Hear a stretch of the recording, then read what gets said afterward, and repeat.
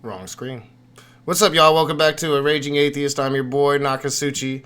And we have a big announcement tonight when it comes to the nature of the streams moving forward into 2020. But before we get to that, I need to make a statement about something that happened today, and it's not related to our stream today, so bear with me. So I was in a live chat for Shannon Q's stream today, and I'm still deeply disturbed by what I saw there. And if my guest tonight will just bear with me, I would like to address this situation before tonight's stream. When Lance Gregorchuk was fired for his outlandish interview with David Worley, John Richardson had a chance to at least make the situation better. Instead, he makes a bizarre video addressing Rachel Oates and Hemant Mehta, the friendly atheist. And then tonight, I don't believe I've ever seen such stupidity, such utter disregard for the very real feelings of women not feeling like your conference isn't safe for them, and a complete and utter disregard for the very community that you are deeming to represent. But then, after all of the dodges, all of the failures to answer serious questions, to imply that the woman interviewing you will be in the kitchen on Christmas and to invite yourself to her table on the Christmas holiday is unacceptable. This is not how any sane person's answer to questions about sexual harassment, especially a person representing a major atheist conference being put on in the UK. I am still processing this, but ultimately, how Shannon Q feels about this will be what makes it's going to be what matters the most. But again, to anyone participating or thinking about going to this event, I highly urge you to tell these elitists that this isn't okay and attend David Worley's alternative event instead. Follow him on Twitter for updates and for information. It is not okay to dismiss women and provide an unsafe place for them while representing this community, which I am grateful to be a part of. Now for tonight's show. I have a very major announcement when it comes to the regards of the stream. So Allie's been here moderating for several months now. She has brought an element to the channel that I think was missing. She has cleaned up these live streams, and we've had some very serious conversations like the conversation we're going to have tonight. But more than that, I think time and time again, she's shown that she can more than hold her own weight in these conversations. But not only that, she has been a steady, positive influence on me, myself. Sorry, I'm a bit close to my microphone. She keeps me in check when I need to be kept in check. She's there for me every single day. And she has become very close to me, much like John has. And I've ultimately made the decision that she's going to be not just a moderator on these streams here with me, but an actual co-host. And she's going to have full administrative abilities on the channel. She's going to, if she wants, she can make her own streams here on the channel. She's going to help me to really get organized here on the channel. And I want to tell her that I'm grateful for the work she's put in here on this channel, helping me grow, helping me have better conversations. We are talking about going back to some old school conversations at least once a month. We'll be rolling that out next year. We'll should be having a really good conversation next week as well. I think we're planning on talking about walking away from Christianity, and it's open to anybody that wants to come and talk. I think Jim Majors might be coming for that conversation. So, yeah, I just wanted to make that announcement, and then I'm going to turn it over to Allie, who is, 50-50 now, right here with me. What's up, Allie? Thank you so much for that. For anybody who missed Knox stream last night on Neil the 604 Atheist, he did his his deconversion stream yesterday, and that's where he first announced this, which he did not tell me. So I found out along with everybody else when he was talking about it on Neil's channel. I nearly cried when I heard him say that. It feels like a big honor for me. Like I have worked my ass off for the channel. I do not consider myself to be equal to Knock by any means. Like, you've worked your ass off. You had an audience before I ever came in. I just tried to help out with the things you asked me to do. So thank you so much for this. It means a lot to me. I don't know if I'll ever do my own streams. Like, I feel most comfortable when I'm working with you in, in the live stream format. Like, I do enjoy my role as moderator, and I will step into conversations if it that's what it takes. But Knock and I Yeah. were talking about sort of changes to our live stream format going into 2020, and a lot of people have missed the open rooms. We're thinking about doing a themed open room once a month where, like, next week's stream, we're going to have a particular topic, and anyone who wants to come in can get into a queue to talk for a few minutes on that topic, kind of like we did for the self-harm stream. Which, by the way, next week we're going to be talking about, and pagans and atheists are both welcome to this one. Yeah, Um, agnostics as well. Anybody. Agnostics as well. But we're going to be talking about what happened when you came out as no longer Christian, or why you haven't yet, like what you're worried will happen. So, the name of the stream is going to be Coming Out Apostate. If you're interested in coming, contact Knocker Eye over the next couple of days, and we'll get that all set up so that we can kind of get the queue going. But like, you don't have to talk about your deconversion if you don't want to, but even just the experience of how family and friends responded, the pressure that you feel as an atheist or an agnostic or a pagan to go back to Christianity, sort of just the hegemonic pressure that we all feel, and the, like, positive or negative experience of coming out, or the fear that you have that has kept you from coming out. Like, that's kind of what we're talking about next week. The other big thing we're going to do, we're going to be trying to do a actual generalized open room where we can just come in and shoot the shit and talk about anything once a month. We're going to be we're going to try to do an interview once a month. And we're going to try to do a themed talk like this once a month. And those are going to be like the streams that Knock and I do together. That way people kind of know that we have that going on as our schedule. So, like, that's, anybody is welcome to come and talk on those things, so long as you follow the rules. And we'll probably still be doing it mostly through Zoom. That's the hope anyway, because that will allow me to continue to, if somebody decides to throw a slur up there and piss Susan off or whatever, then I'll be able to handle that if we're on Zoom. So yeah, that's the big changes that are coming. We're also doing a major Patreon revamp, where we're getting additional rewards for all of the different tiers. The $1 tier is still going to have access to the videos early as per usual, but the $5, $10, and $20 tiers are going to be getting additional rewards. And we're going to be hopefully rolling that out for January, so stay tuned for the announcements on that. But if you're not already a patron, this would be a really good time to sign up, because pre-existing patrons are going to be getting a small reward too. So that's all of the channel nonsense. As far as tonight's stream, we're talking about what all of us, I think, here in the panel consider to be a very important issue, and that is misconceptions around autism as a disorder, and the terrible harm that Autism Speaks, the so-called charity organization, have done to both autistic people and their families. Because when it comes to this organization, it has an absolutely awful fucking track record, to the point where there are some craft communities that will not even allow puzzle pieces, like in art, that is worked on in their communities, because of just how absolutely horrible that association has become. So I will go ahead and cede ground to our guests. We have Chris and Callan here. I'll let Callan introduce herself first and sort of talk about her experiences to begin with.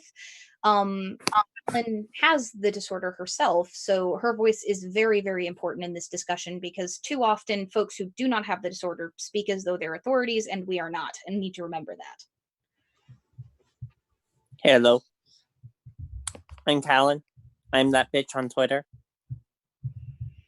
And yeah, I have autism. Had it all my life. It's not something you can catch, so to speak. But that's one of the more popular misconceptions that has really gained infamy, is that vaccines can somehow give you autism. Yeah, no, it doesn't quite work that way. In fact, it's to the point where we now pretty much know that there's no cure for autism, and to even suggest that there's really a cure, it is itself a bit problematic, because it suggests changing the actual person fundamentally. Well, so yeah, and that's like my that opening. that vaccines and autism myth is right up there with red dye and ADHD. It's persistent and it's a zombie and it will never die. And I hope that we can help do some work towards killing that tonight. Chris. Hey all. So I don't have autism, but I have several friends that are autistic. Probably the biggest misconception that I have ever come across is that autistic people can't be very sociable. And I can safely say that he's a friend of mine. I'm not going to say his name for his own privacy, but I live just a few miles away from him. He is one of the most sociable people you could ever meet, and you would never know that he was autistic. You'd never know it. Well, and I mean, that goes right there with the idea that autistic people somehow lack empathy, which, like, it's obvious to me that that's not the case. Several of my closest friends are autistic, Callan herself being one of them. And I'd love for her to kind of speak to where this myth comes from and kind of her experience with it. But I also have two very, very close friends growing up that both were diagnosed with what used to be recognized as Asperger's. And they were, some of the most supportive, kind, caring people that I've ever met. So that an idea of that myth absolutely boggles my mind. Yeah. It generally, I think probably where that myth originated from is the fact that for a lot of us, we have more difficulty reading emotions. It's not that we don't feel empathy. Is that it's a lot of times we have to sort of deduce emotions because we don't read things like facial expressions or body language as well as other people do. Now, some people, obviously autism itself is a spectrum. You have more severe versus less severe. Severe being relative to the functioning of an individual within society. And I know in my case, like, I tend to have more difficulty reading like facial expressions or taking things like too literally, and various other things that we will probably get into over the course of this evening. Well, and I know that one of the biggest misconceptions about autism actually is that it's uniform. That, when you talk about it being a spectrum, that high spectrum people function similarly and lower spectrum people all function similarly, when that's not the case at all. Like, from what I understand, like, there are clusters of associated like symptoms that can happen with autism, but that each individual person has specific things that, are strengths and that they struggle with.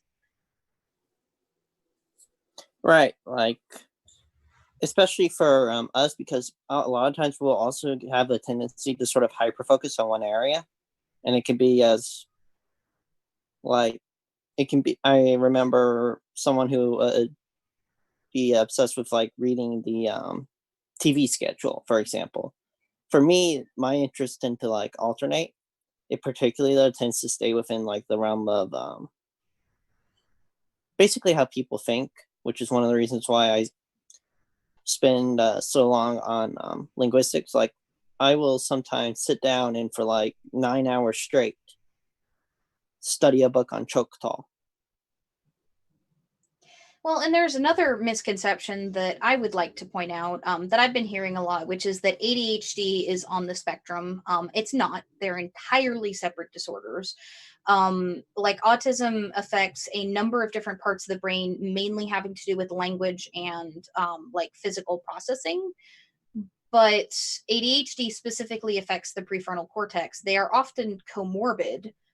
People who have the like particular genes that contribute to and cause autism often will have the genes that contribute to and cause ADHD, but they are two very distinct disorders that simply produce similar effects, like physically when it comes to symptoms. You are more likely to have ADHD if you have autism, but you're not more likely to have autism if you have ADHD, if that makes sense. Do you have any comment on that, Callan? Yeah, no, they do tend to be. I know they're comorbid in me because I also have ADD. Well, ADD, ADHD, they're now classified as the same thing.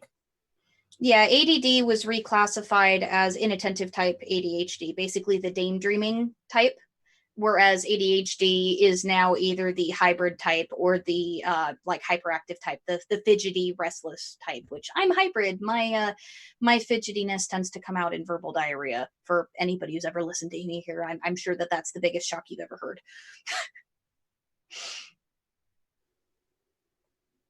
Mm-hmm. So yeah. So, what would you say, like, as somebody who, you know, has this disorder, what would you say the biggest, I guess, misconceptions that have affected your life personally?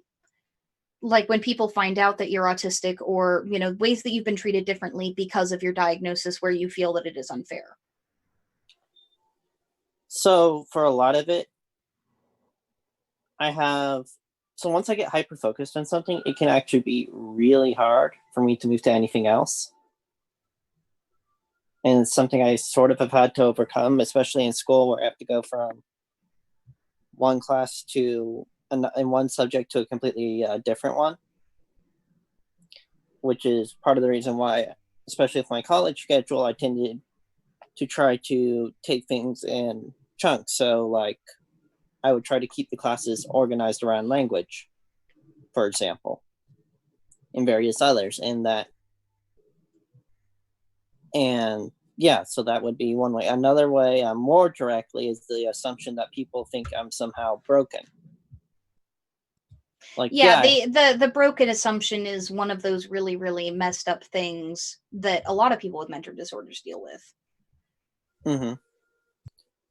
Like, people will assume automatically that there's something wrong with me or that something needs fixing, when it's not something that needs fixing. It's just simply a lot of the times you have to be more patient with me, or really just let me be me.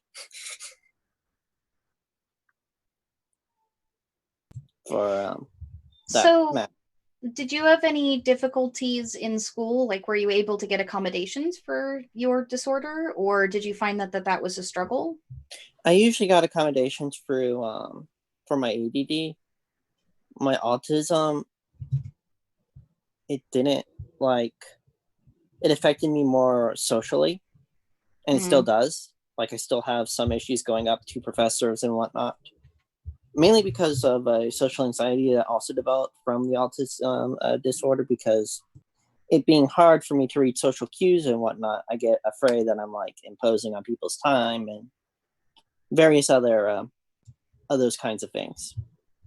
Yeah, that's not talked about very often. The sort of like, I guess, ripple effects that can happen as a result of having these things. Like, for example, having ADHD myself, like I've been punished socially most of my life for having difficulty knowing when it's an appropriate time to speak or holding on to my thoughts long enough to be able to speak. Like, it tends to be very black and white. I'm either interrupting to get my point out because I'll lose it or not.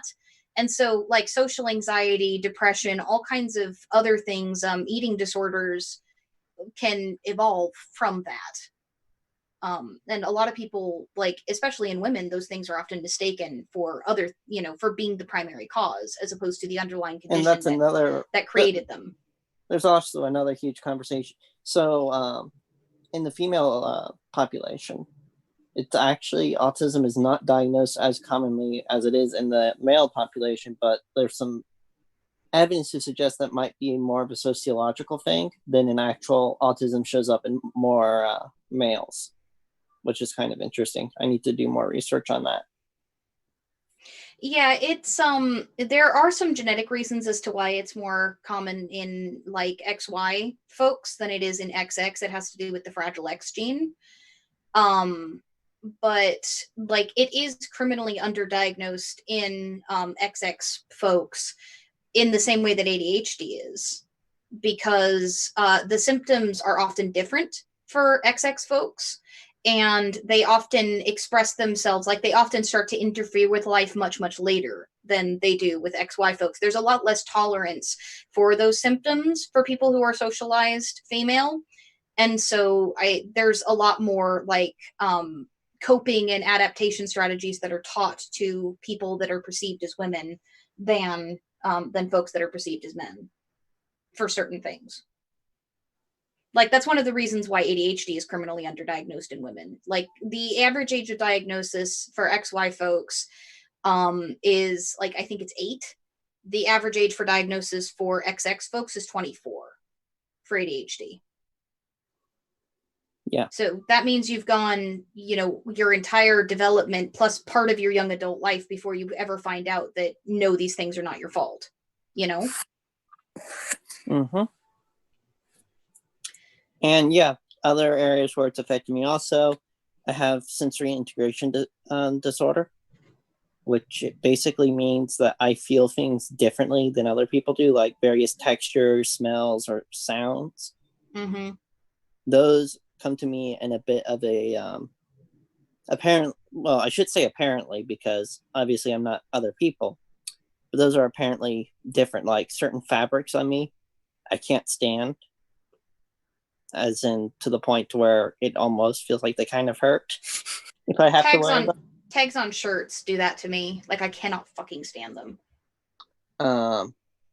I can't stand loud sounds. In fact, when I was in elementary school, they would have to take me out. Otherwise, I would have a meltdown if their fire alarm went off. And yeah, all sorts of stuff. So I think, Chris, do you have any commentary that you would like to add sort of for ways that you've seen this affect people that you know, or a misconception that you've heard that you've had corrected?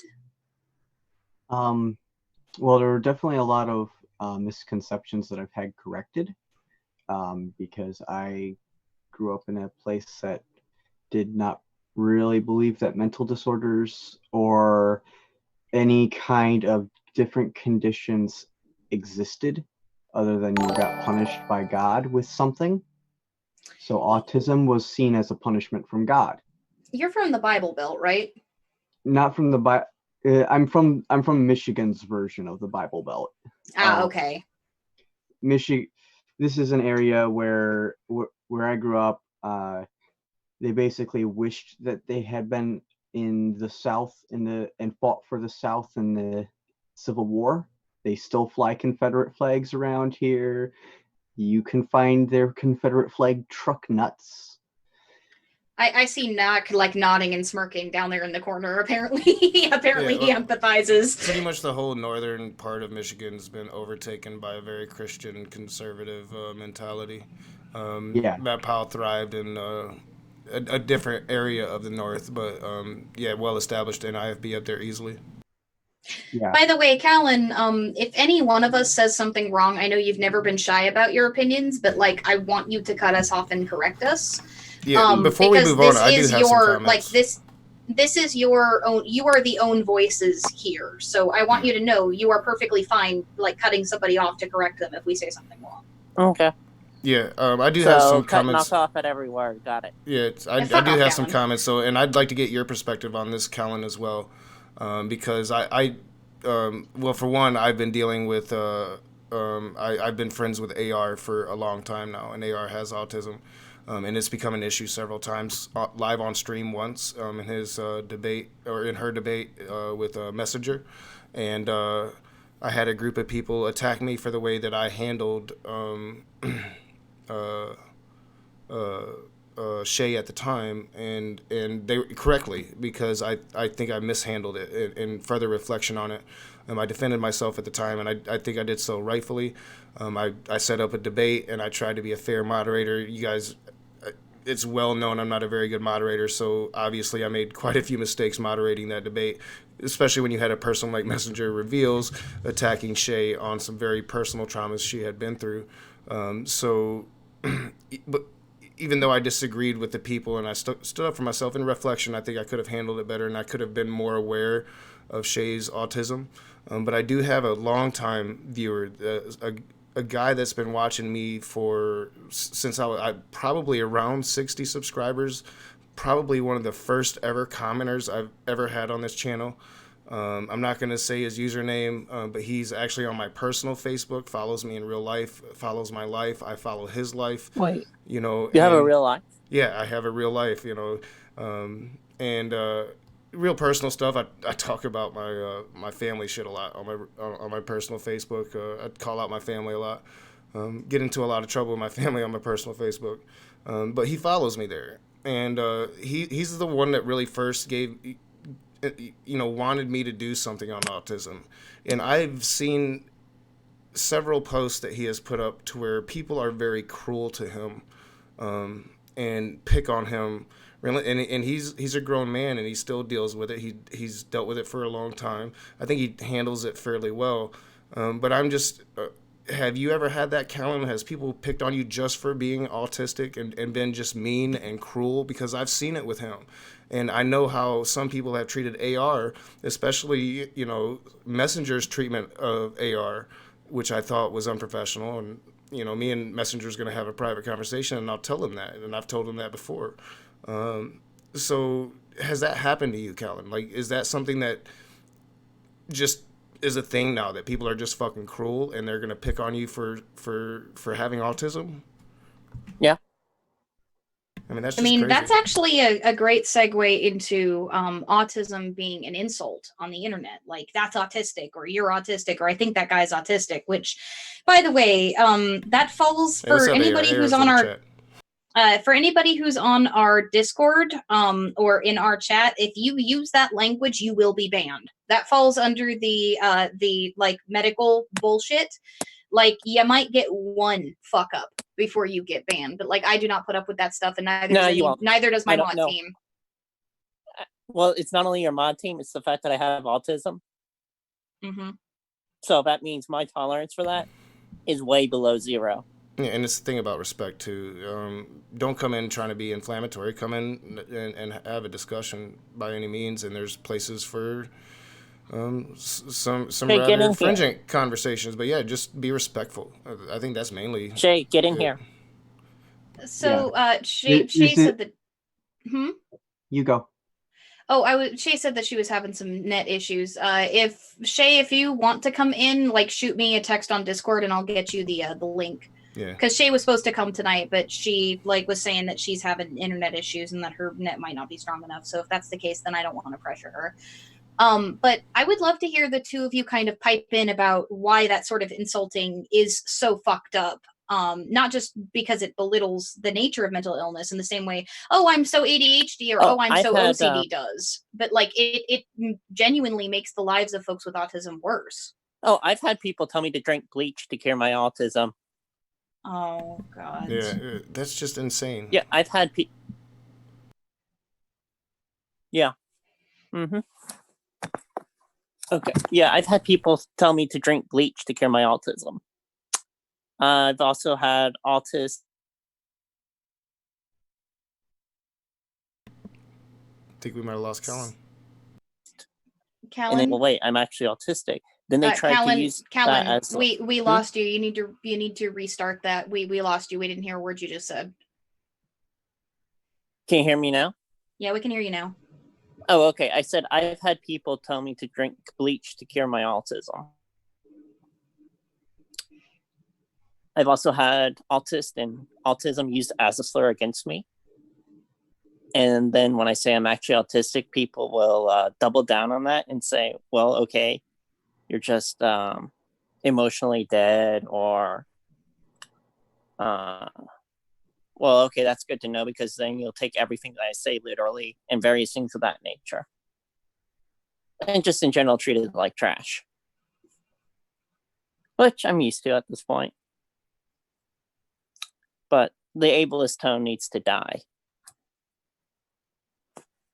Well, and like Chris, you were about to talk about some of the misconceptions that you've had that were corrected by your friends. I'm curious if, like that, if you've experienced that sort of thing, like if you've seen them being harassed for their disorder, or like if you've had to be corrected about specific things regarding that you used to believe. Yeah, I've had to have a lot of things corrected, especially about the way I would talk, because I grew up in that kind of community where saying things like "that's autistic" or "that's gay" or shit like that was pretty standard. And when I was growing up, I had no understanding of how awful those things were and how hard it made it for people. And to an extent, also, there was an entire atmosphere where I was brought up not to care about how they felt, because autism was a damn fucking it was a punishment from God. Obvious in the community, obviously, if you were autistic, it's because your parents fucked up and God decided to smite them with this horrible thing. Which, is going to be a great segue later into why Autism Speaks is such a fucked organization. But like that attitude itself is so problematic. Like the idea that autism is a punishment to anybody, like the idea that autism is automatically a burden or a blight on society, is so incredibly fucked up. Yeah, I grew up. I talk about it a lot. I grew up down in North Carolina and in the Bible Belt. I grew up in a very small Yeah, you town. grew up near where I live. Yeah, very close to Callan.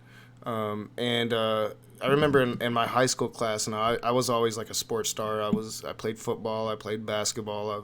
Until I hurt my ankle. I was, just loved by most people.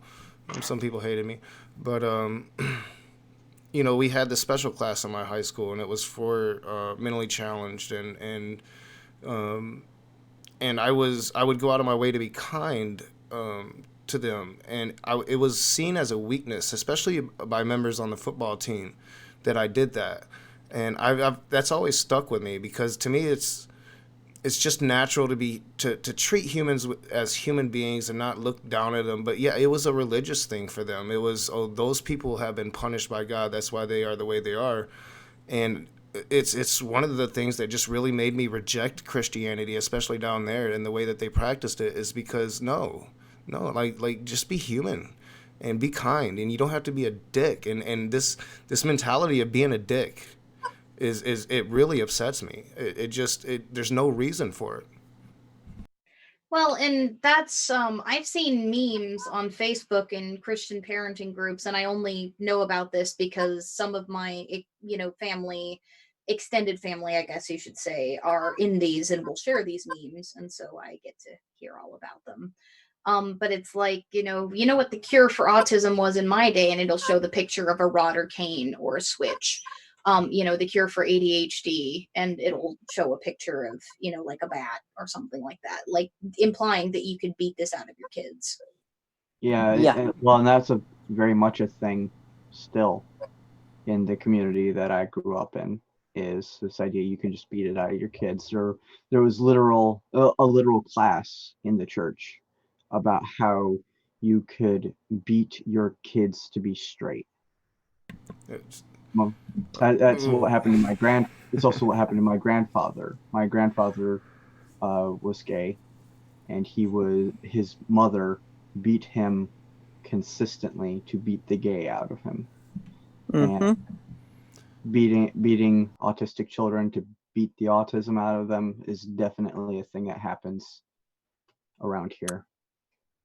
This whole mentality of beating children, spanking children, that'll be a dumpster fire stream in the future. But I won't get started on it. I will say this. It's funny how if you beat an adult, it's considered assault. But if you beat a child, you're just disciplining them. Yeah, you're a good parent.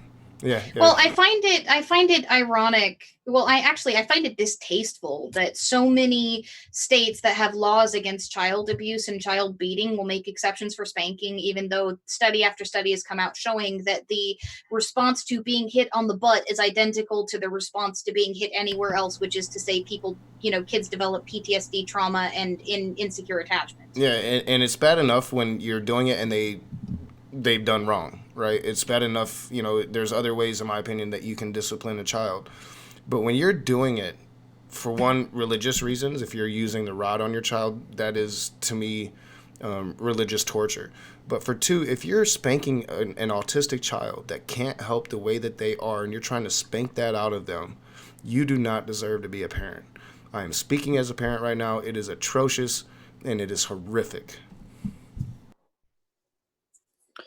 And the thing for depending on which form of autism you have, there are certain things that we feel differently. Like for some autistic people, and this is also why Naka, you talked about the atheism conference. Why you always ask permission before touching, because for some of us, touching our skin can literally feel like we're being put on fire or something of that nature. And that's why when someone being autistic, you always ask before you touch someone, because it can be a torturous nightmare for us. Well, yeah, and there can also be, from what I understand, again, very similar to people who are, ADHD is considered itself to be a spectrum to a certain degree now. There are some of us that if you startle us with a loud noise, or something like that, it can take us a lot longer to recover. Yeah, I don't like I've heard noises. And read that it is very similar with autism as well. Is that true? Yeah, I know in moments where I shut down, it does take me quite a bit of time to sort of get back to my normal self. Like for me, generally when I shut down, I get very quiet and will generally just do anything to get out of the situation.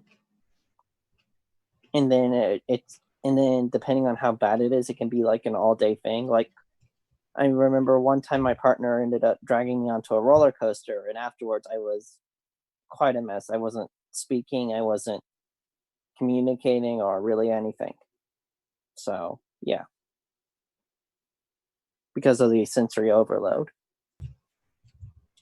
So I wanted to give you both a chance. I'll start with Chris because Chris has very patiently been waiting her turn. We've cut her off twice. Are there any other misconceptions that you thought of growing up that your experience with your friends or your friends themselves corrected for you? Is there anything that you feel you see and hear a lot, even within our own community, that needs to be corrected?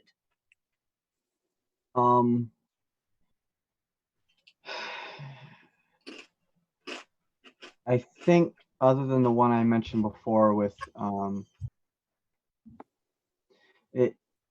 big one for me that I grew up with being taught and just assuming as true for a long time was that you had to be extremely careful about doing anything around them, because around autistic people, because it was supposed to be seen as if you do anything around them, it could instantly trigger them at any point to go off. To which a lot of my autistic friends are like, everyone is on a spectrum. You can just ask us what can overload us, what things are particularly hard for us to work with. Everyone's going to have a very different experience of that. My one friend I'm very close to, for instance, does not have a whole lot of the sensory overload, loves parties. But the one thing that he does have is he has hyperfixation.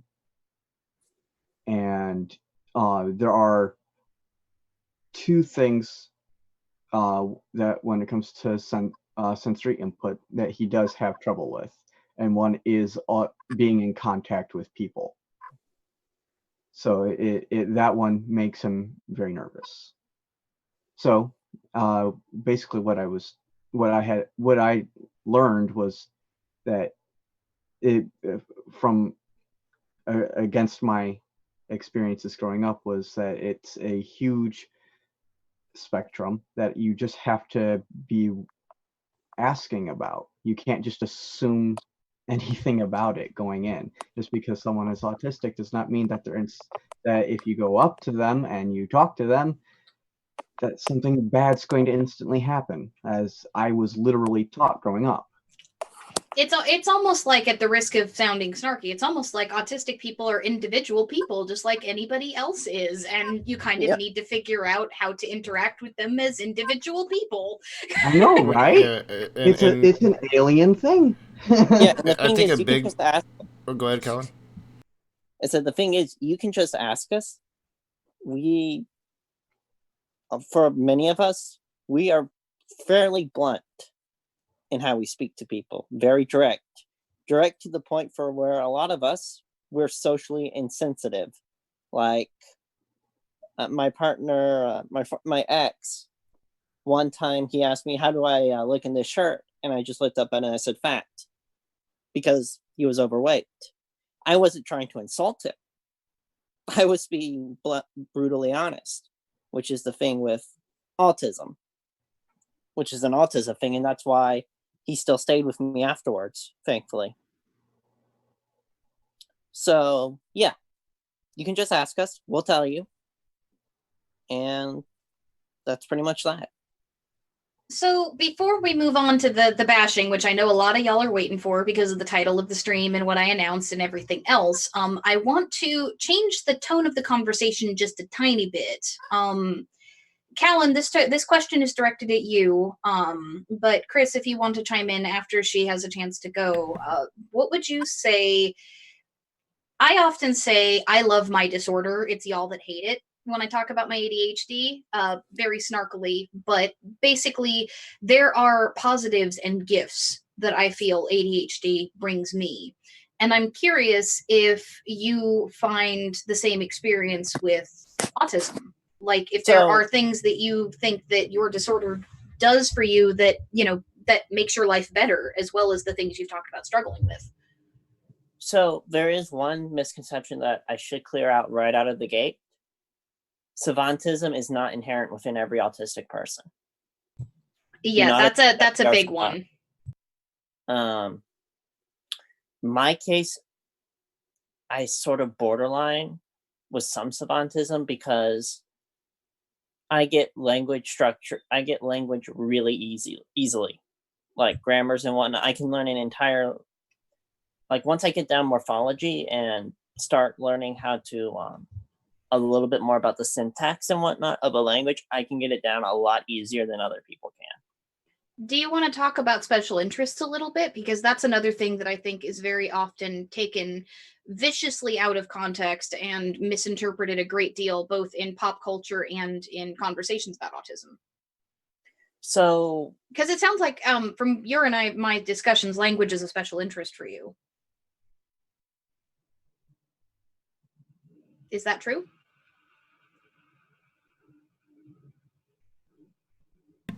What did I miss? Did you ask me something? No, I was talking to Callan. Callan, are you having mic issues, or did I say something wrong? Can you hear me? Oh, now you're back. Okay, that was the worst timing for your mic to have gone out.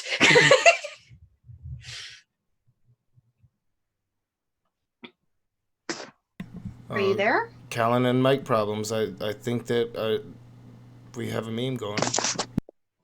Hello? All right, SNS crew, I need a Callan your mic in the chat.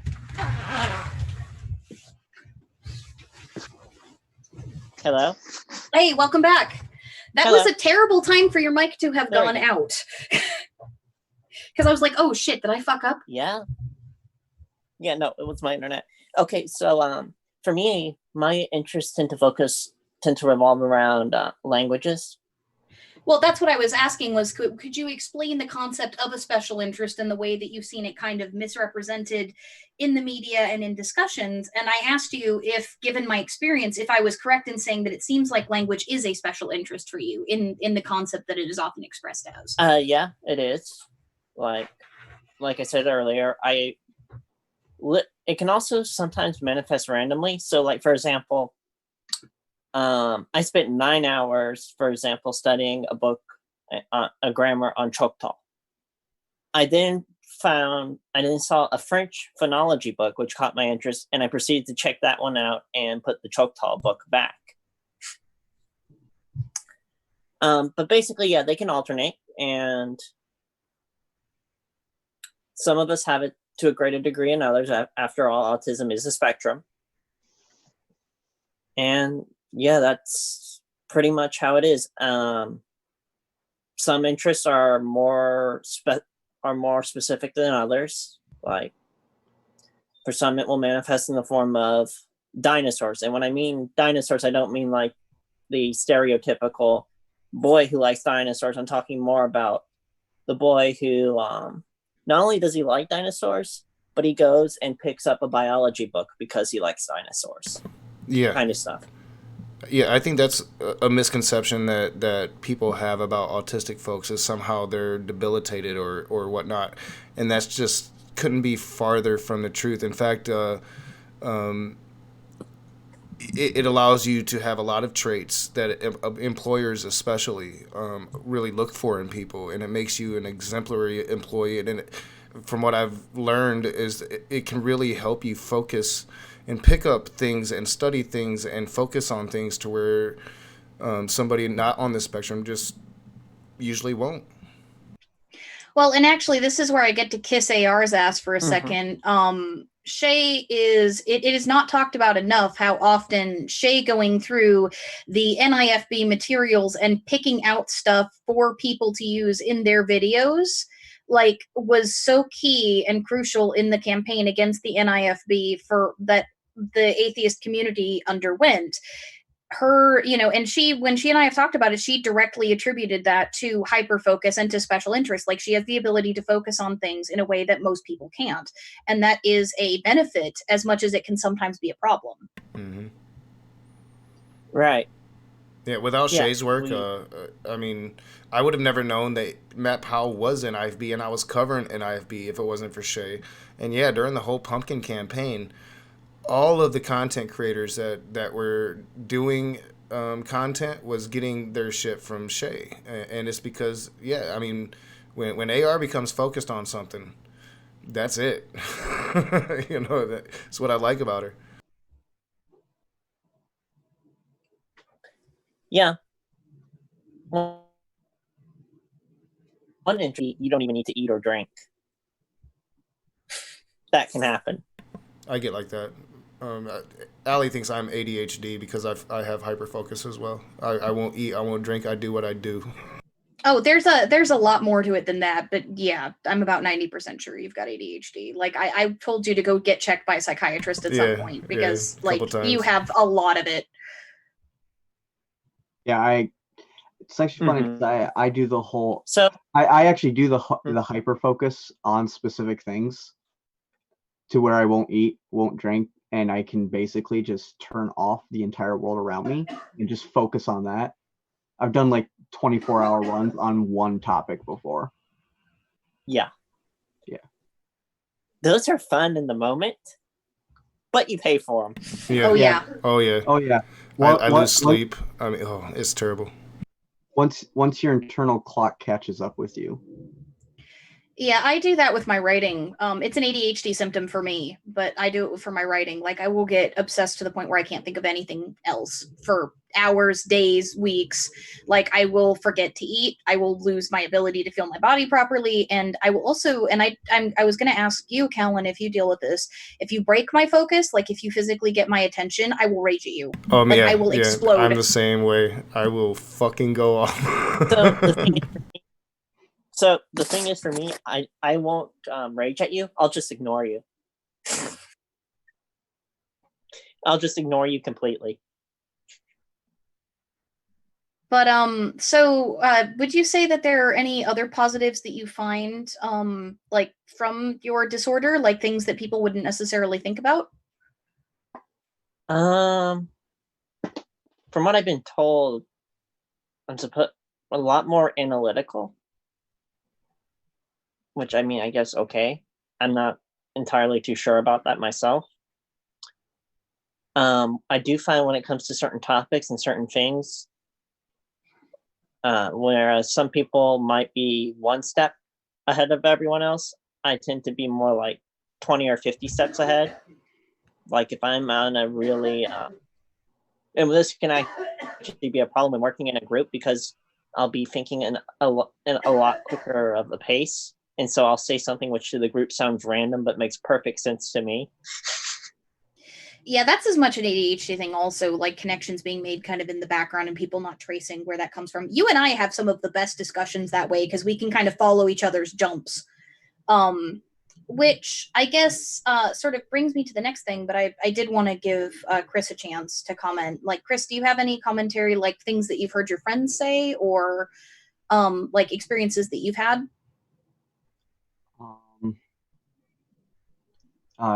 Like say about what in particular? Like just the things that they actually enjoy about it. Like, one of the prevailing myths about autism is that it's always this horrible thing that, shouldn't be inflicted. It's a blight on the person and on their family and all this other stuff. But they're much like with ADHD, there are a lot of positives too, in some things. Some of the symptoms work as positives when you take them out of the larger social context, how they affect other people. Yeah, so with my one friend, what he actually appreciates about it the most is his ability to hyper focus, and particularly because he actually became very very interested in how body language works, and specifically how it works in people who are lying. So he hyper focuses on people's body language like none other, and he reads people really well now because of it.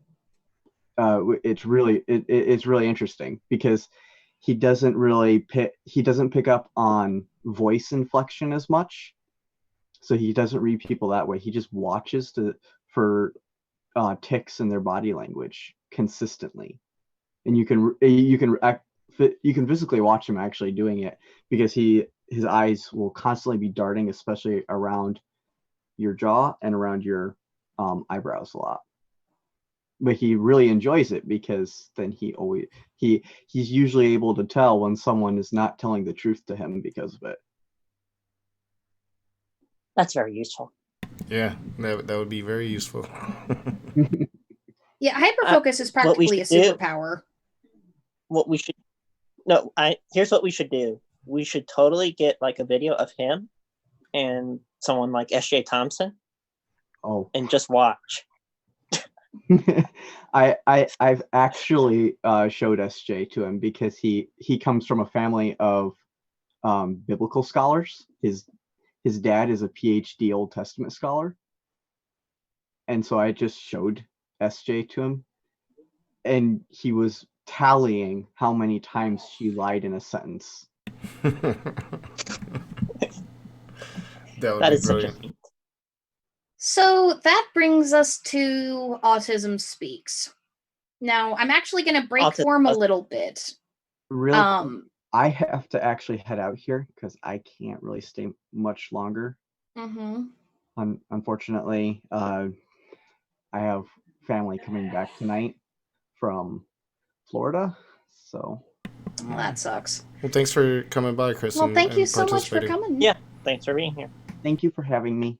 We're always happy to have you. Thank you for coming on such short notice. Yeah. Yeah, anytime. Glad you're here. Wait, can I be heard? Okay, I can be heard. Love you guys. I'll see y'all later. Love you, Chris. All right, see you later, Chris. Yes. So I actually want to give a chance for Naka to talk about some of the things that he discovered during his research, because I've got a mouthful to say, just complaints from my autistic friends and things that I've seen online, and I'm sure Callan has a whole heap of shit to say. But I'm curious what Naka was able to find just with the kind of cursory research that he did, and then I wanted to give Callan a chance to kind of expand on that stuff. For one, my biggest take from it was this is supposed to be a charity that's designed to help autistic people and families, and they do very little of that. I find that to be very, very disturbing. But the biggest thing that I found to be disturbing is their research, because they spend 22% of their annual budget on research, and they're mainly trying to research a cure. Um, Even though autism is a genetic and disorder, you yeah, can't cure it. there's no cure. Well, There's you a lot of well the thing is that you can cure it. You just simply have to kill me. yeah. Most autistic people don't want to be changed into quote unquote normal either. So it's Holistic. very like disrespectful, right? So in the same way that when you're talking about trans folks, the like term for folks that are not trans is cis. For autistic folks, the term is either neurotypical or allistic. I use neurotypical myself. In other words, to be brought within the neurotypical range, which is not something that's really desirable. Yeah, which neurotypical, neurodivergent is the sort of like converse to that, and neurodivergent includes things like ADHD or bipolar or other things that are genetic sort of developmental disorders. And AR pointed out my third thing that I really didn't like about this organization is their eugenics. Yeah, they are crazy. obsessed with finding the genes that cause autism and eliminating them from the gene pool. Well, I guess I should be sterilized. And I think it was 2012, and then I think again in 2014, only 4% of their annual budget. They're supposed to be a charity helping families and helping people. Only 4% of their annual budget actually gets used for that. I find that if your charity is designed to do a thing, it should be doing that thing. I mean, this is very Trumpian to me. From what I researched, and I mainly watched a lot of videos of people on the spectrum that were talking about it and how they dislike it, because that's what I wanted to know is how do they feel about it. And I mean, I wish that I could share videos and you guys could actually hear them, but I can't figure out how to make Zoom do that.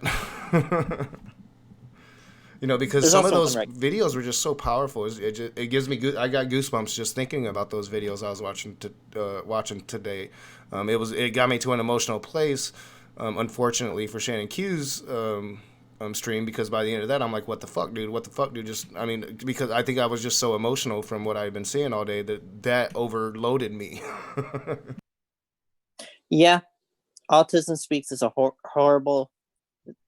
horrific organization. One thing that is immediate red flag is when you look at their board. I think they may have one autistic person on their board now, but before they didn't have any. Yeah, and that was a major issue. Not a single one. To it. And most of their money, most of the money you would give them would go to like administrative, or it would be going into research that included things like electroshock therapy, or even at one point, what was it? They would put it into pseudoscientific anti-vax research. So, yeah. And this includes also several horrible videos they made where they talk and emphasize how much of a burden we autistic people are on our parents. Basically saying that they're there to help the parents, not the child. Yeah, do you want to talk a little bit about that particular social media campaign? Because I'm actually, I first came into understanding how terrible they were as an organization when several of my autistic friends spoke out against that particular campaign, where they had a whole bunch of parents come on to this video and talk about how hard raising their autistic child was, and these horror stories of kids throwing fits and breaking doors, and how they were terrified of their own kids, and all this other stuff. They would film their child having an outbreak, which, by the way, that's another huge no. You never ever film someone who is having a meltdown or anything like that, because it is embarrassing for us. And it's not really a spectacle that should be put on video for people to look at and laugh at. We don't control that. That's as bad as Onision filming his girlfriend having a seizure instead of getting her help. Yeah. Onision's gone now, isn't he? He's under investigation by the feds. I know that. Oh, perfect. That's exactly what he deserves. Now, so do you want to talk a little bit about that, like about that So when it campaign, came to like the and what actual you're familiar with campaign- it? Yeah, I'm familiar with it. It's been a while since I watched the videos of it.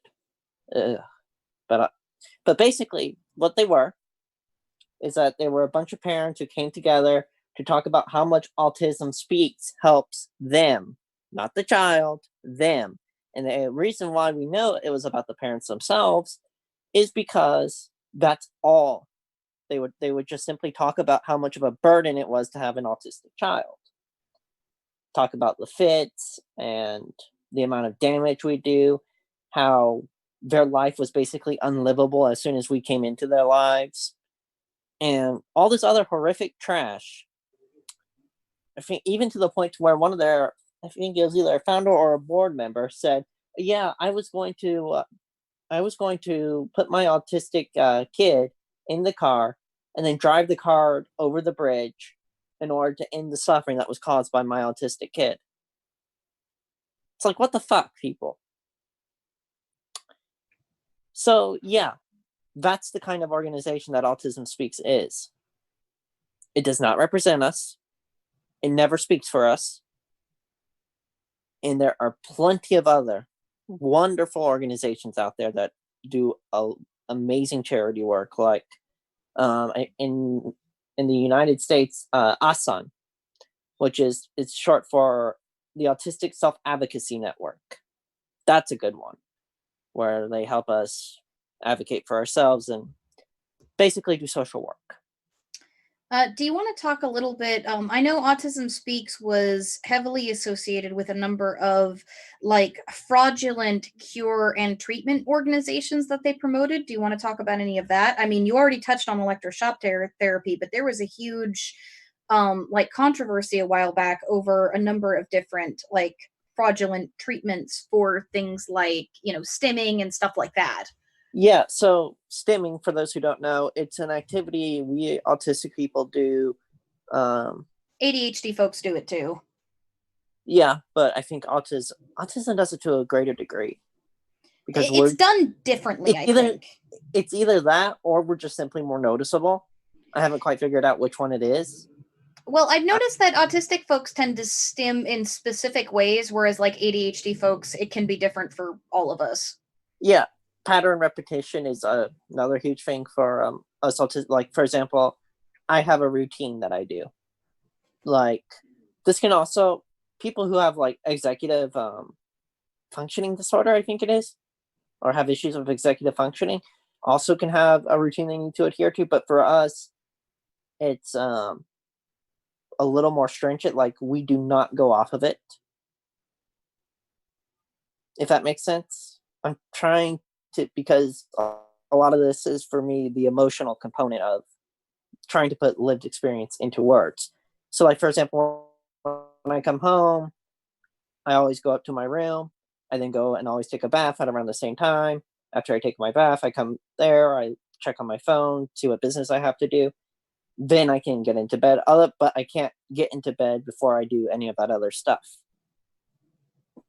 If I'm making sense. Yeah, basically it causes emotional trouble to attempt to break that particular routine. Right. Yeah, like I have a slightly different experience with ADHD. I have a routine that I have to stick to, or I will be unable to get myself to do other things that I need to do, if that makes sense. Like, I have a limited amount of attention for the day, so to speak, and if I don't go through a very specific routine in the morning, I can't get work done effectively. But it's not like an emotional meltdown type thing for me, or like an emotional overwhelm type thing. It's more of I can't be productive unless I do this. Right. Mm-hmm. So, yeah. So stimming, by the way, any attempt to cure stimming is immediately ableist. It's also abuse. Yeah. So there are some forms of stimming, from what I recall hearing, which can be self-detrimental, and those do need to be addressed. But for the most part, though, any form of trying to curb stimming is abuse, because it's basically taking away a coping mechanism that doesn't harm anyone else, nor does it harm the individual, nor does it harm us as an individual. So It could be as simple, the most commonly mocked form of stimming that I've seen is hand flapping. yeah, which I do. I've done it. Hand flapping, rocking back and forth, self-hugging. That's another one. Stimming can take all sorts of forms.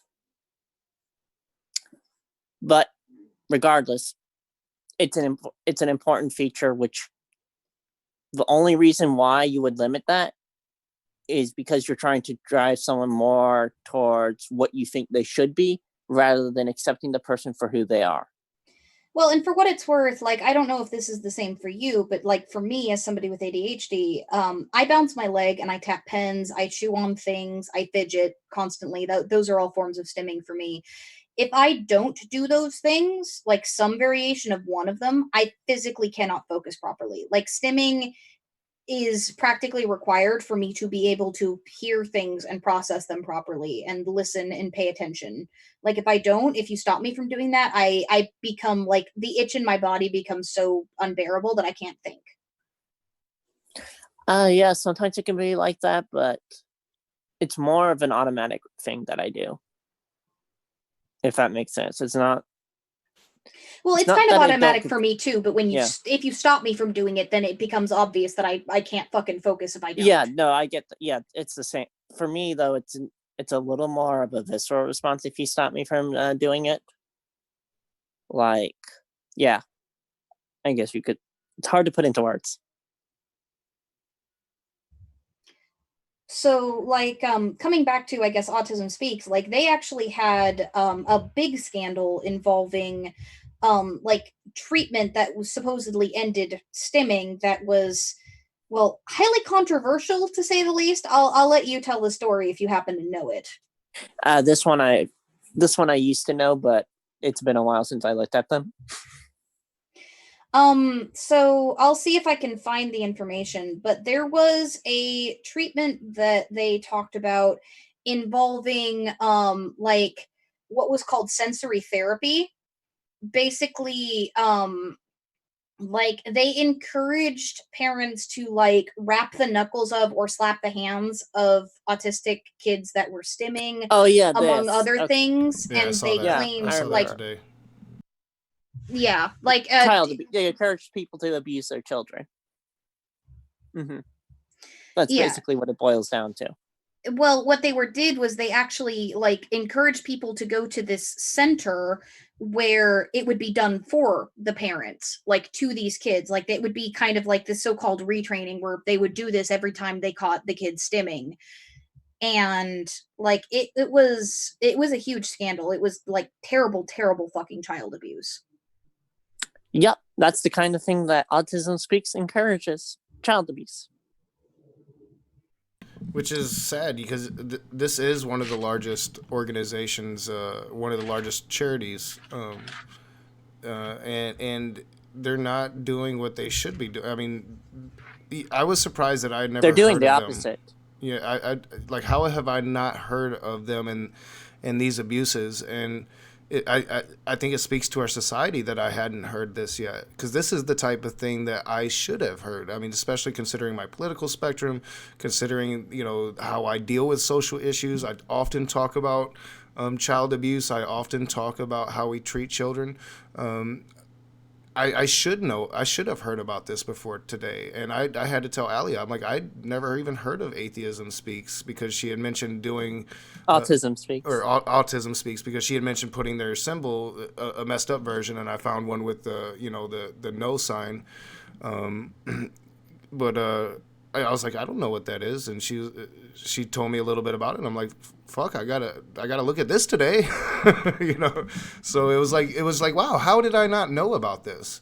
And it's because awareness, and that's what I'm so glad we're talking about this tonight, because it shocked me. It was a shock to my system. Yeah, it shocks most people when you tell them about Autism Speaks. Will be a lot of times the first charity people will think of when they think of autism, because of how public they are. And then when, and sometimes even when autistic people speak up and say, hey, that's not a good charity. Don't do that. Some neurotypicals will go and say and try to argue with us, saying, no, they are actually good. And just like, okay, bye. At that point. I can't But tell you for a how lot many of videos I watched from autistic people saying the titles titled "Autism Speaks" is bad, you know, and that's the title, and video after video after video, and then some you saw, mostly from Autism Speaks themselves, of where it's good, but some that weren't Autism Speaks. It was like I said, disturbing. If you guys haven't looked into this, look into this, please, because this is a very important issue, and I think a lot of people should be talking about this. Well, and they need to lose their funding. Another one of the big things, like in a Forbes article that was published, it was an opinion piece from somebody on the Forbes staff who, you know, has autism themselves. They talked about the I Am Autism campaign from 2009. You know, it's an ominous video. I don't want to link it to give it the views. If you guys are really all that interested, you can go Google it yourself. It's right. It's linked on the Forbes article, but it promises a threatening, ominous autism that, quote, knows where you live and, quote, works faster than pediatric AIDS, cancer, and diabetes combined, and also that it will make your marriage fail. So again, painting autism as this like blight on society. They also have videos where they talk about autism as a health crisis and a plague. They've talked about it being an epidemic, you know, talking about 3 million kids having it, like they would talk about 3 million kids, say, getting, like, you know, cancer. Measles or cancer or something. Classic othering of human beings, basically. Well, it's worse than othering. It's just straight, flat out dehumanization. Yeah, demonizing. Our concerns, the concerns of us autistic people, are not taken into account. Notice that the rhetoric here is always aimed towards the parents, never towards the kids. It's like we don't exist and can't understand them, and that's not acceptable. Yeah, and one of the big problems is that Autism Speaks, when you start looking for, you know, for like charities dealing with autism, it's the first thing that comes up.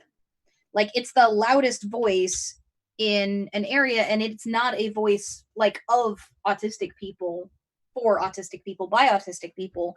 It is the voice of a bunch of people who consider autism to be a burden and a blight and want to eradicate it. Though, according to another article, as of 2016, seeking a cure was no longer on their agenda. That may have changed. We'll see. I mean, I haven't really kept up with them, admittedly, because I filed them into this organization is trash. Time to move on, kind of been. But it wouldn't surprise me, though, if they still pushed like a cure informally.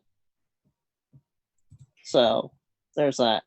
Corruption. Well, and most of the treatments that they have pushed have been on the subject of, like, lessening the, you know, outward effects of autism. Things like, you know, get your kid to stop stimming and stuff like that. Yeah, which, no, you don't. It would be like, I can't even really think of, it's just a horrible, horrible thing. Because, sorry, your kid's not going to stop being autistic. Nor should you really want them to. That's your kid. It'd be like shaming one's son or daughter for having diabetes. Oh, how dare you need a needle? Or something of that nature. You shouldn't need a needle. You should be able to tough it out. Here, maybe if I just hit you some, you'll get better. It's like, yeah, no. Yeah, and that does happen. And yeah, you just can't change it. So, like, beating these children aren't doing anything but teaching them that you're not a safe person for them. You know, you're somebody for them to fear, not love, and you're definitely not somebody that's going to be understanding. And I think that's important for child development, especially at very young ages. And so this brings us to something that might look like the so-called least offensive thing that they do, but actually turns out to be one of the worst, and that is the Light It Up Blue so-called awareness campaign. I'm not familiar with this one. Well, Callan, it's every April for folks who are not familiar with it. Yeah, don't light your house up blue. That's basically saying you support Autism Speaks. And I did see pictures of it when I was looking for their sign. Yeah, that's all right. Yeah, Light It Up Blue is an awareness campaign, and I've heard a lot of autistic folks critique it because, well, we don't want awareness that autism exists, we want acceptance. Right. That's the other thing. And again, it falls in line with Autism Speaks narrative, which their narrative is autism is a disease and it needs to be eradicated. And they talk a lot about quote unquote prevention, and Callan, I'd love to hear you talk about why that's a problem. There is no prevention. If it's going to happen, it's going to happen. And from the science that I've seen, you would fundamentally change a person at their core if you found some way to eradicate autism. Like it would be the death of your child, basically, is what it would require. Well, I mean, I've often said I don't know where my ADHD ends and my personality begins because it so fundamentally changes the way that you think that trying to talk about in some way, quote unquote, getting rid of it would effectively erase you as you've come to know yourself. It's a bit deeper with autism because of the way it works.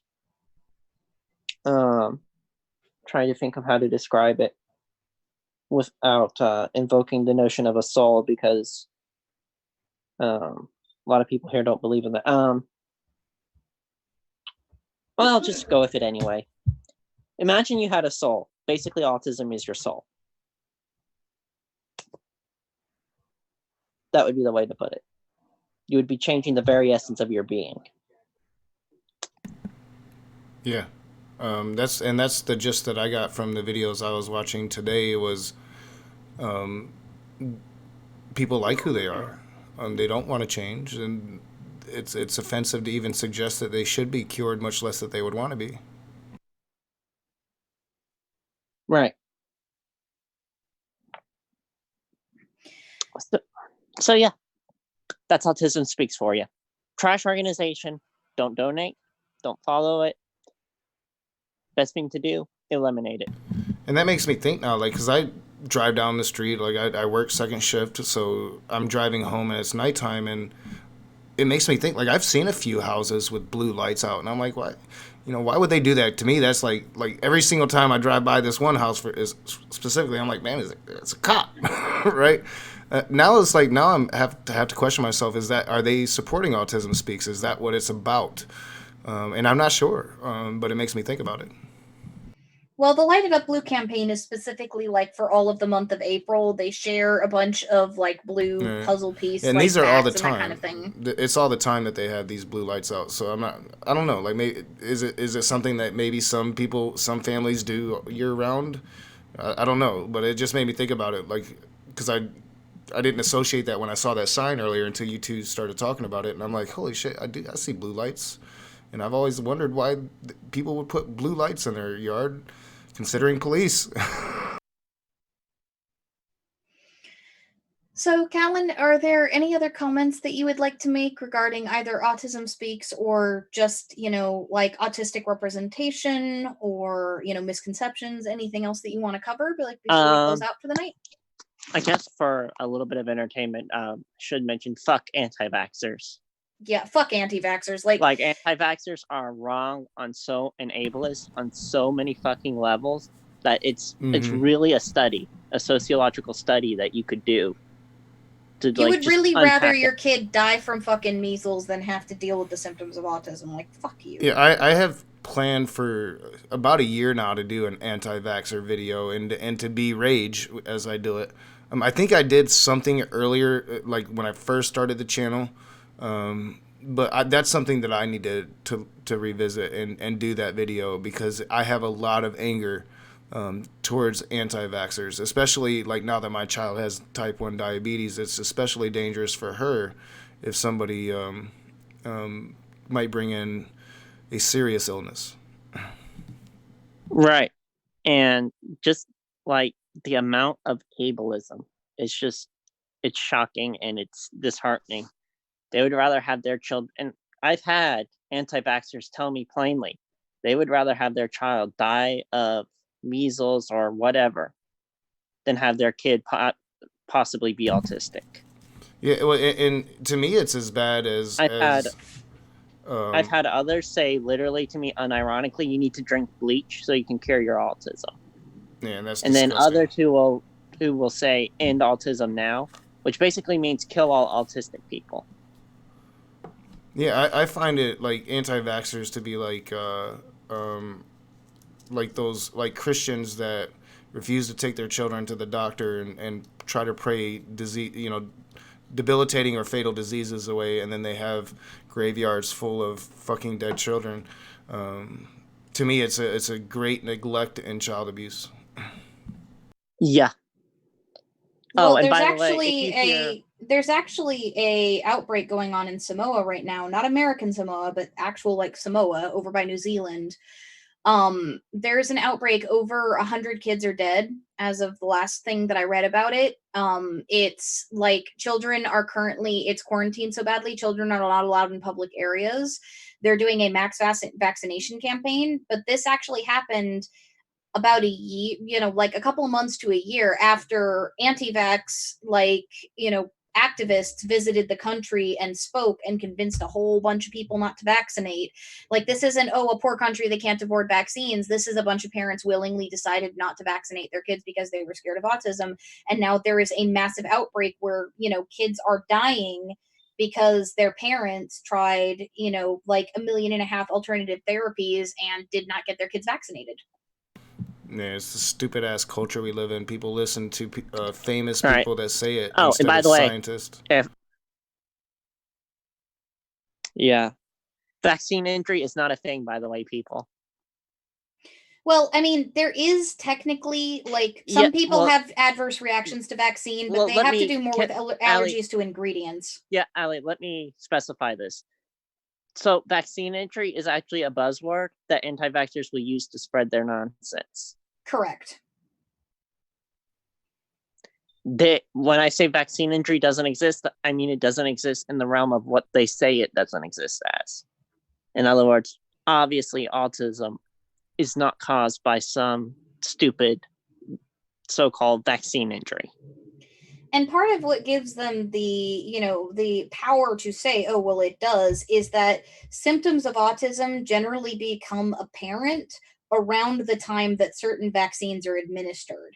In other words, they are way overdoing the correlation equals causation fallacy. Yeah, that's what most fallacious thinking can be traced down to. Yeah, also, vaccines themselves can be a very overwhelming experience for some autistic children because of, like, what Callan mentioned earlier. I've researched this a little bit. Like, a lot of them say it's because of what metal? Mercury. Yeah, mercury. They'll say it's mercury is the one. Mercury is the most popular one I've seen them mention. But the thing is, the amount of mercury are so minute. Yeah. Yeah. Like, it's ridiculous. Yeah, I'm definitely going to be doing a video in the future on anti-vaxxers, and especially some of these claims about how vaccines cause autism, because I've been planning on doing it for quite a while. And I'm glad we did the stream tonight because it's re-energized me to do that. Yeah, the vaccine causes autism thing can actually... The interesting thing about it is that can actually be traced down to a very specific paper in which the person who actually proposed that paper... We lost you again, Callan. Callan, your mic. Ended up losing a meta saying, Callan, he got censored. Callan, you were gone. I'm here. You need to repeat everything again. Okay, I said that... So one of the interesting things about the claim that vaccines cause autism is that it can be traced back to a medical paper by a physician who subsequently lost their license. Well, not only that, but that particular gentleman wasn't even... he wasn't even trying to originally purport that specific conclusion with that paper. He was actually trying to sell, he held a patent on an extended vaccine schedule for MMR, measles, mumps, rubella, and he was trying to use that as promotional material for that extended vaccine schedule. And so, like, that is kind of where it started. And then after he lost his medical license, he went on this big campaign against the MMR vaccine, and like sort of founded the like causes autism movement because of a particular statistical anomaly in the subject of his study. Like, it wasn't even the conclusion of the study, and that study has been endlessly debunked. Yeah, it's a trash study. Just like anti-vaxxers are trash people. Fun fact. Yes, that is a fact. Anti-vaxxers are trash. I agree. And I know, like, there's a couple, like, famous people that really push it, too. So we live in a culture where people listen to famous people instead of scientists and their own logical thinking. Mm-hmm. So, yeah. People actually listen to people like Richard Dawkins on religion. And so I'm going to correct something for free spirit. Avoiding gluten only helps you if you're celiac. Like, legitimately, like, most people who think they have gluten intolerance actually have something like irritable bowel syndrome, where they're reacting to short chain carbohydrates and wheat. Like, the gluten-free diets do absolutely nothing for any disorder other than celiac disease, sad to say. Like, they may improve the quality of your eating overall because you're more likely to eat a wider variety of things in general, because a lot of folks who do not have celiac disease tend not to eat things like quinoa, teff, millet, amaranth, etc., all of those very beautiful grains you guys see in my food porn on the Discord all the time. So you're going to get a wider variety of like nutrients and, fiber and all of that stuff. But as far as like quote unquote helping the symptoms of literally anything other than celiacs, eating gluten-free does nothing. In fact, there is no dietary treatment for autism or ADHD, sad to say. Allie. I forgot to say something. Iron is a macronutrient. Fuck off, Callan. You know, we went off stream, Allie, and Callan hadn't trolled you once. So I think it was bound to happen. For y'all don't know, this is an ongoing thing. Yeah, it is. And now she's gonna have even more ammo for the Allie's an atheist thing, because I'm now the co-host of a channel called Raging Atheist. Wait, you're not an atheist? Oh my god, I'm going to stab you, Callan, I swear. I haven't converted her yet. Love you too. I haven't converted her yet.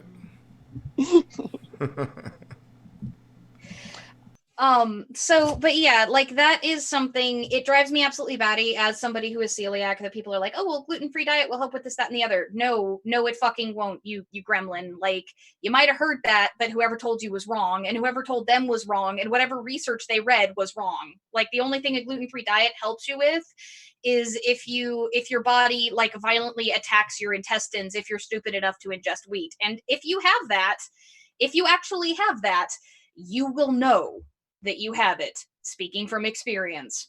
Also, depriving your children of sugar will not cure ADHD or autism. You will just be torturing your children. Like, reducing sugar is healthy in any individual, but depriving your kids of sugar doesn't cause ADHD, and getting rid of it won't help it. Yeah. I thought the only thing I needed to eat was sugar. No, I definitely advocate for like reducing sugar and salt in diets, but yeah, if you're just taking it away because you think it's going to cure autism, yeah, you're an asshole. You're an asshole. Well, and I mean, like, a lot of people put their ADHD kids on low carb diets because, like, oh, it's, all of the low carb diets are going to help your ADHD symptoms. No, they're not. There's a lot of organizations that will tell you that. They are wrong.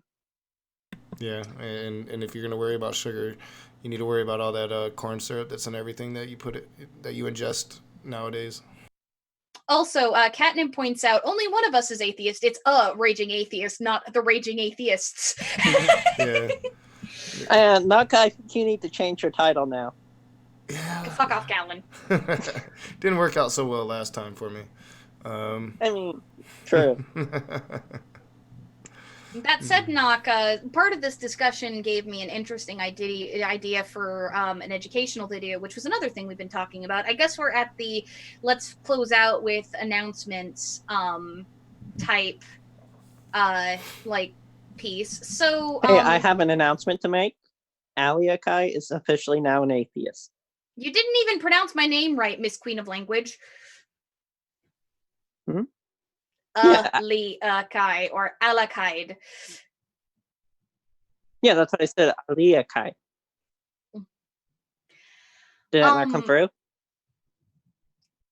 You said Aliakai as opposed to Aliakai. I get very touchy with that.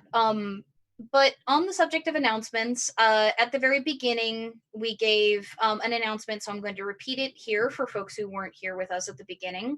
Nak and I, as of January, are going to be changing the structure of the way that our live streams go.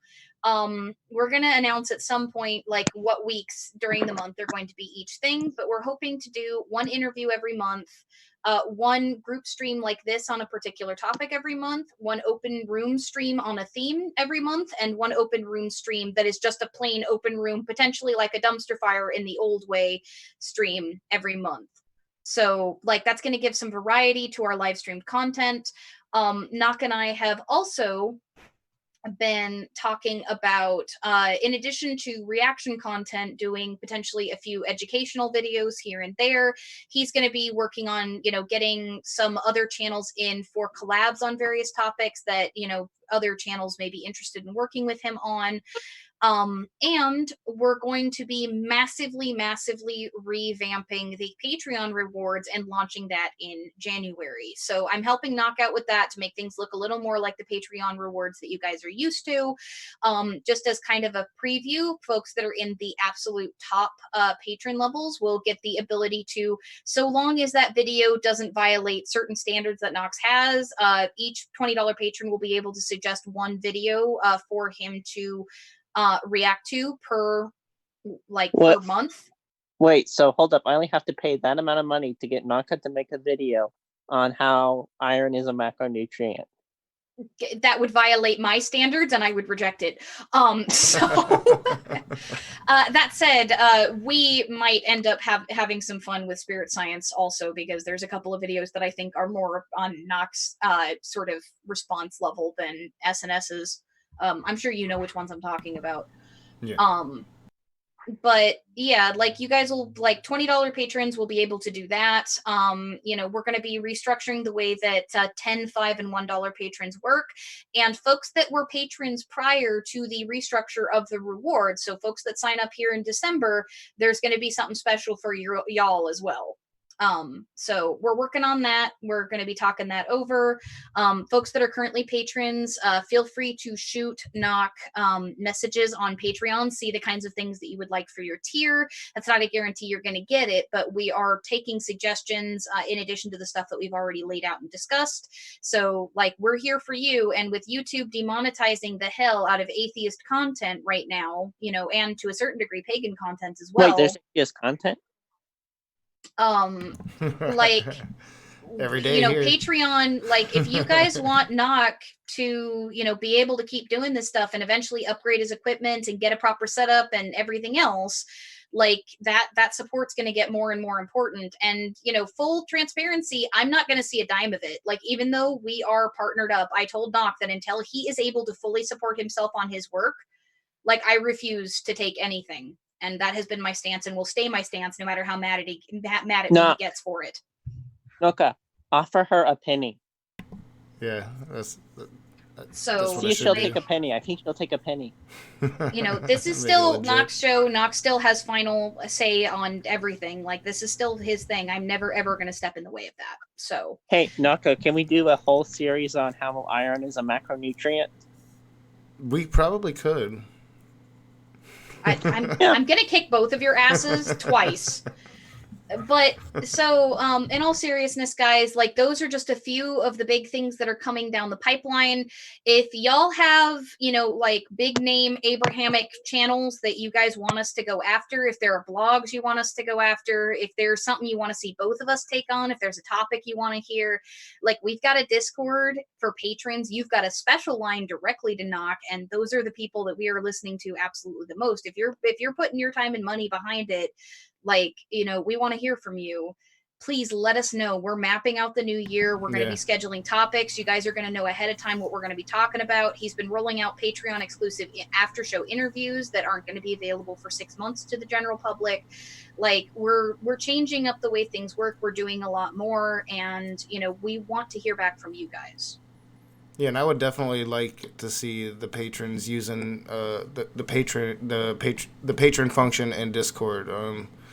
Because it would be the easiest way, especially consider. I would like to get another perk for the $20 members, which a chance to be in a stream and participate and maybe have a stream to where it could be centered around something that they're passionate about talking about. Just as a bit of a perk, but yeah, we're thinking about that, and Ali has been nothing but great and giving me good ideas because I'm not on Patreon. I started doing Patreon because people told me I should.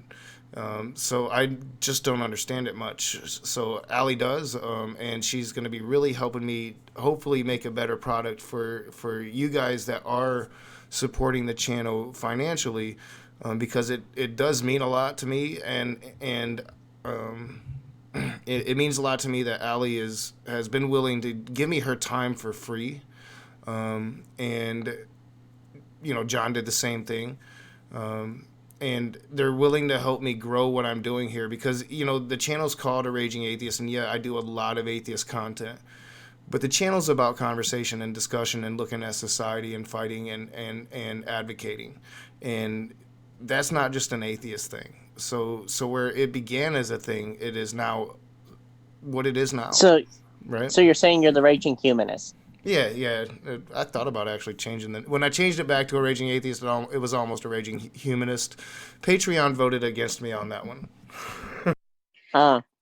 Yeah, it almost like another person voted down the ghetto atheist or the ghetto atheist, which if we have to restart the channel, I'm going to end up putting some pressure on that just because like you are the down to earth. Yeah, you are like the down to dirt. You are the down to earth like blue collar atheist. Mm-hmm. Like that is kind of your big thing. Yeah, like you're sitting there like, working your ass off despite the fact that your body is breaking down around you, like spouting shit the way that people, talk in their back room, so to speak, but without all of the anti-SJW throwing slurs around trash that, some people say when they are referring to shit people say in their back rooms. You say the shit that people think, but without all of the bullshit language around it. Like you're that great middle ground to reach folks that are in that category. Yeah, Purple suggests maybe a raging activist. That's pretty good.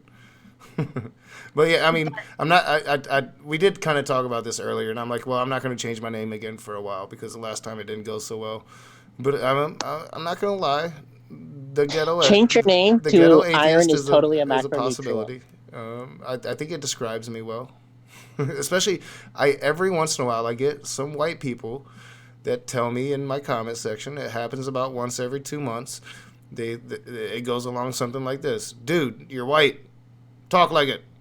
And I love it every time they say it. Wait, why do we? Yeah, it's like, why do white people think they deserve to be listened to? Yeah, and why do white people think that there's a certain way that white people talk? I don't get that shit. It's 2019, about to be 2020. Guess what, folks? We've integrated. Here's where you're wrong. It's actually 1820, about to be 1821. And they imply that I speak like I'm a black dude. So they're just being racist as fuck, stereotypical douchebags, and I love it. That's what I love about it, because you show me your true colors the moment it comes out your mouth. All right. So, with that, you guys already know, most of you, Callan and I are from a channel called Sticks and Stonehenge. We are? We participated in the YouTube walkout this week, so we did not do a stream on SNS. But we will be back next week as per usual, talking about various like world issues from a pagan perspective. Like there are 5 of us and we all practice different pagan faiths. So if y'all ever had a burning question for a pagan, go check out the link in the description for Sticks and Stonehenge.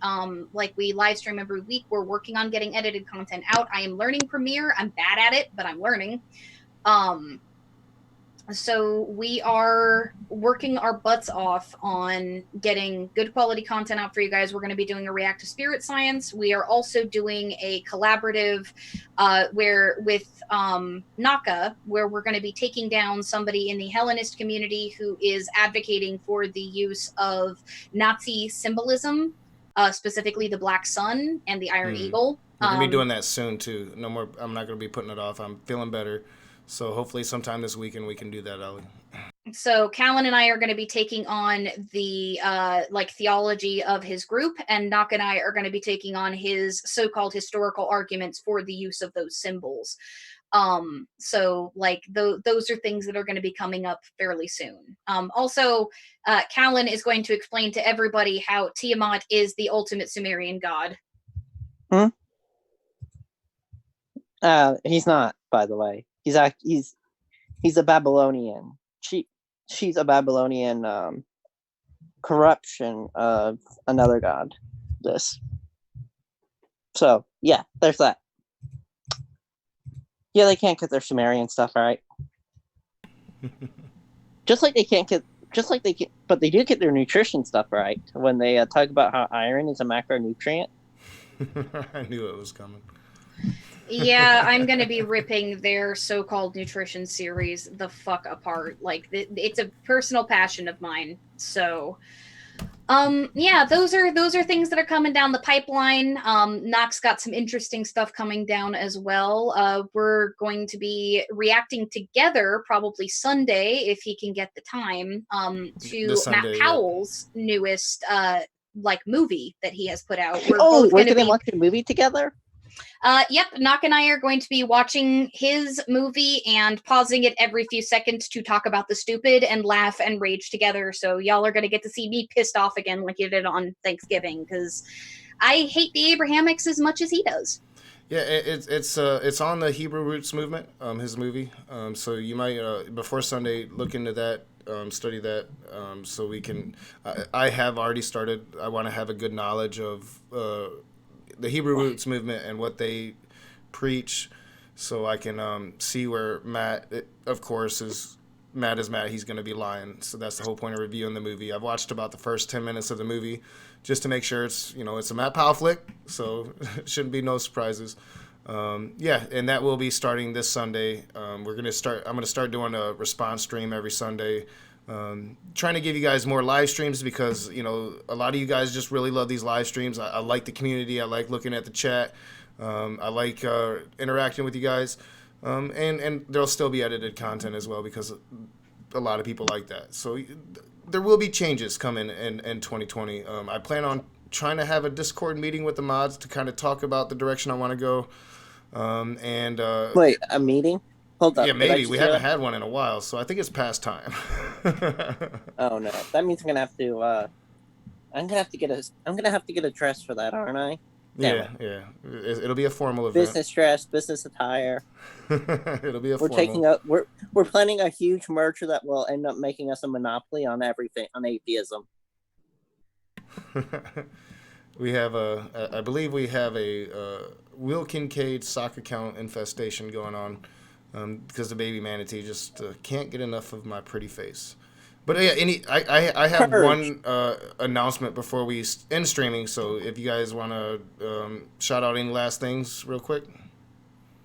Those are the big announcements for me. I want to thank you again. One other announcement. So much for all of your kind words. One more announcement. If you show some solidarity with the opposition in India today, because right now they're going through some tough times, and Hindutva is moving forward. So yeah, I know shows some solidarity for the people fighting against that stupid bill. we had talked a little bit about that before stream, and I'm definitely gonna. I'm trying to go to sleep like right after the stream. I'm exhausted today, but I'm gonna try to look into that tomorrow because that it's disturbing. Yeah, just send me a message and I'll get you some stuff on it. Cool. Yeah, I appreciate it.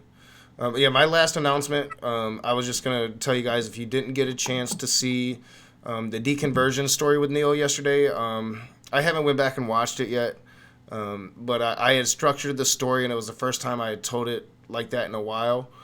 So I feel like I rushed through it, and that I could have expanded on some things a little bit more. But that's how it goes when you're trying to retell your past.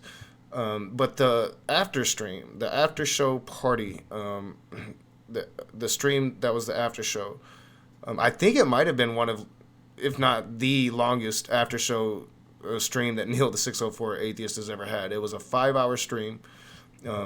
Wait, you guys stayed there for 5 hours? Yeah, it was a 5-hour stream. We stayed there for like an hour after the stream too. But Jamie Booth was there. I'm so confused. Why aren't you knocked out? Oh, I've Alex, been exhausted all day. Dogfish Lady, can you go knock him out? Yeah, I'm going to sleep. But it was a really good stream, and it started off lighthearted, and we were having fun, and that part's good. But then it got serious, and that part was really good and really deep and really emotional. And it was a bonding experience, I think. But beyond that, it also inspired me to want to do a stream based on kind of what happened. So if you guys haven't seen it, it's definitely worth going to check out. It's definitely worth subbing to Neil, the 604 Atheist. The work he's doing there is great. So yeah, that's my final announcement is go check that out if you haven't seen it, because it was Allie was there and she'll tell you it was pretty powerful, I think. Yeah, So- your story was amazing. And the after show, I will say that is some of the heavy stuff I've had to handle during the stream. Right there next to the self-harm stream, we talked extensively about eating disorders, and actually Knock wants to do a like controlled stream like this one on eating disorders sometime next month. So that's going to be probably our first themed interview type stream, because I know a few folks in the community that might want to come on to talk about that. Yeah, so and we will definitely be doing that soon. So yeah, go check out Neil. But for now, we're gonna get out of here. I appreciate you all showing up. I appreciate you showing up for a serious stream. Get the word out about Autism Speaks. If you didn't know about it before, now you do. Research it. Don't take our word for it. Research it yourself. And if it's something that you feel like you should advocate, and I would highly recommend it, that's something that we should be advocating against, please do so, because we need to talk about this. Thank you guys so much. Be the conversation.